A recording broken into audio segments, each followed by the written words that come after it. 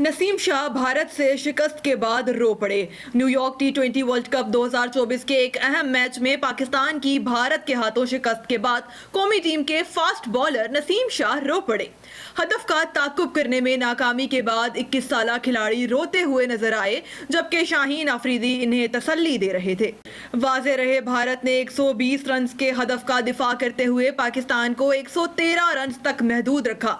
मस्बत आगाज के बावजूद पाकिस्तान ने पहले 4 ओवर्स में कोई विकेट नहीं गंवाई थी।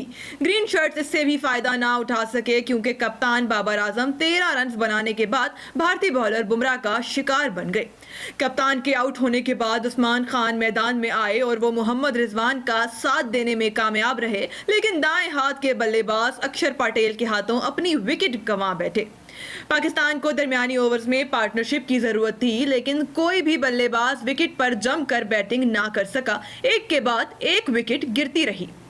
रिजवान का आउट होना मैच का टर्निंग पॉइंट साबित हुआ। विकेटकीपर बल्लेबाज मजबूत पोजीशन में थे और ग्रीन शर्ट्स को फतह दिलाने के लिए पुरुम्मीद नजर आ रहे थे, मगर बुमराह ने इन्हें पवेलियन रवाना कर दिया।